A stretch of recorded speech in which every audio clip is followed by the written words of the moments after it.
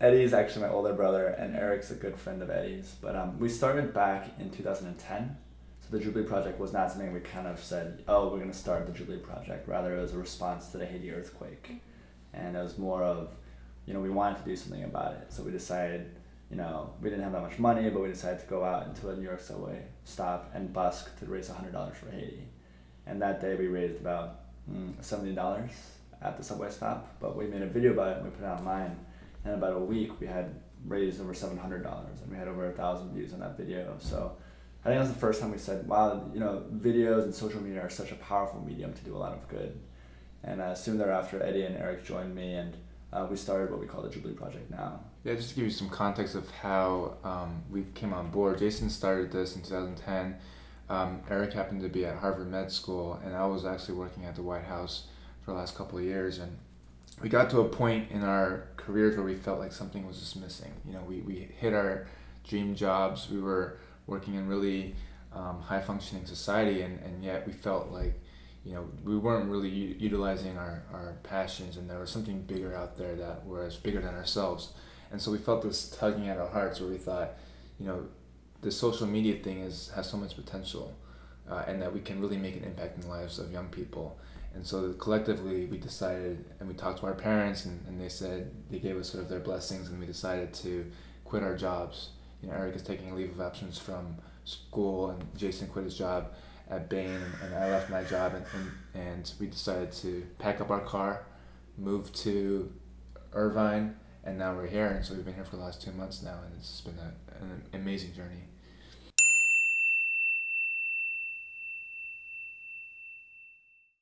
I think for me, one of the most impactful video that we've made is called Picture Perfect, and it was used to support this organization called Be The Match. And the story, the idea of this film was inspired by this individual named Janet Liang, and she was diagnosed with leukemia about a year ago, and unfortunately passed away just a couple weeks ago, but not without having left a legacy behind, where she created this incredibly powerful social media campaign and movement to get especially the Asian American community rallied behind to register to become bone marrow donors, and potentially saving hundreds of thousands of other lives in the future. And so this was a story that touched us deeply, and we wanted to respond to it with this video.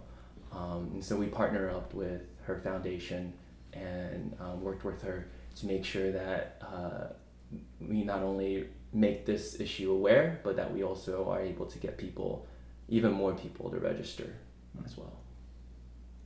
Yeah, that's a good one.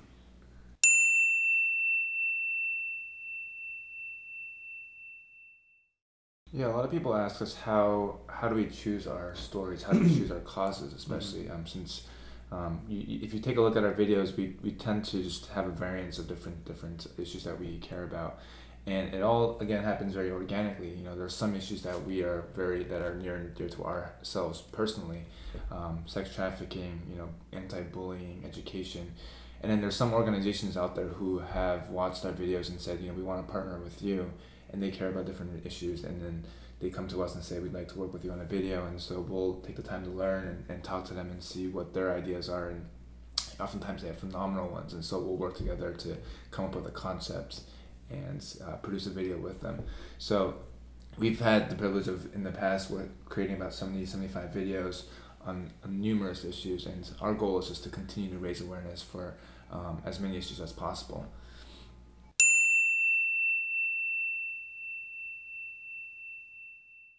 When I was in college, I think there were a handful of older guys who were just like really, really good to me, who really took me under their wing and were true mentors for me.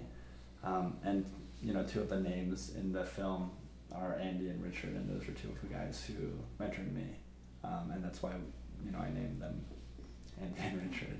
I don't know if I told you guys that. Oh yeah. But yeah, I mean, there's, in addition to those two guys, there was a handful of guys, but yeah, I think we've been really, really blessed in that we've had a tremendous number of incredible people just really, help us and mentor us. And even as we're doing this YouTube thing in the YouTube community, we've had a lot of people kind of reach out and say, we want to support you.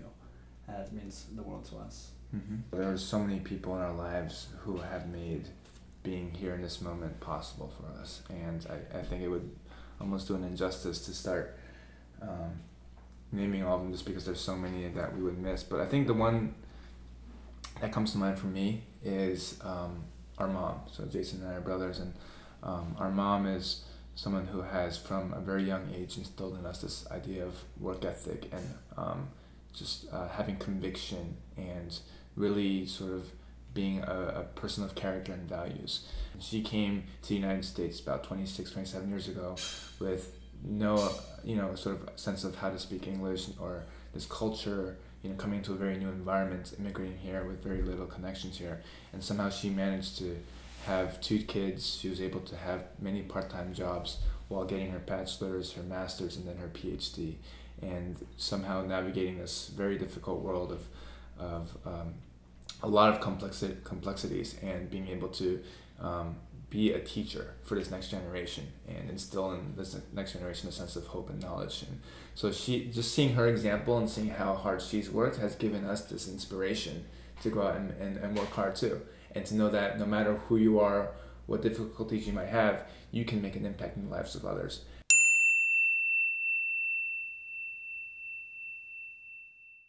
Love language has been one of our biggest videos to date, and it was such a surprise to us. But we've actually had a tremendous response so far, and we're excited to see him keep coming in. We're really excited just because we really believe that even with something as as simple as like a post-it note, you can really encourage someone or really change someone's day or change someone's life even. And while we love inspiring young people, what we want to do is we want to inspire them to action, because without action it really doesn't matter. So we just launched a series called Doing Good is Contagious, or DGIC, where we're actually going to be encouraging people to act, and we're going to be going out and acting ourselves, getting involved. Yeah, I mean, just to put it simply, our lives were changed by a simple sticky note, right? This short film pretty much gave us the capital or the impetus to actually go out and do this Jubilee project thing full time. And so we believe that something as simple as a sticky note can change someone else's life.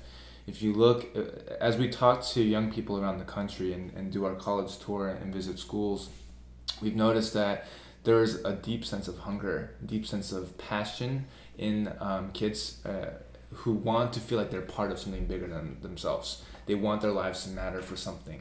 And so what we've started to realize is that our role isn't just to make films. It's not just to tell stories. It's actually to use these stories to empower them and equip them and to give them the resources and the push to actually go out there and do something. So that's where the Love Language Challenge came from. And the best part of what we're doing, like by far, is the ability to go and meet these people who say to us, you have been an inspiration. And the reality is they're more of an inspiration to us because they're the ones that are actually on the ground doing things on a daily basis. They're not being recognized for what they're doing. They're doing so much good, and yet we're the ones that are getting the credit for we're on the videos. We're the ones that are praised all the time. But it's not us. It's not about who we are. The Jubilee Project is so much more than just 3 guys. It's about a movement of young people around this country and around the world, for that matter, who have collectively decided that their lives would matter for something bigger. Yeah, what was really cool when we were putting the challenge together was we had a chance to watch all the remakes of Love Language. There are at least 100 of them on YouTube. And what really stood out to us was how diverse all the videos were, how a lot of them came from different people of color, different languages as well. And it was really amazing to see how this one video was able to inspire countless of other remakes that ultimately brought people together, brought people from different backgrounds, geographies, experiences together, and that this language of love is a commonality for people all around the world. Right. There's like a simple message, right? That regardless of who you are, what you look like, or what you've been through, that you're still beautiful. And we're really proud of that. Yeah.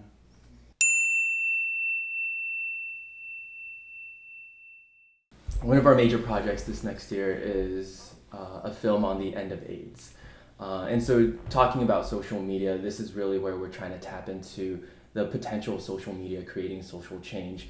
And as we've sort of touched upon it already, social media really makes it possible for ordinary people to do extraordinary things, for people to have a voice, whether you want to become a teacher, whether you're a student, a doctor, lawyer, filmmaker, musician, anyone can have a voice on social media.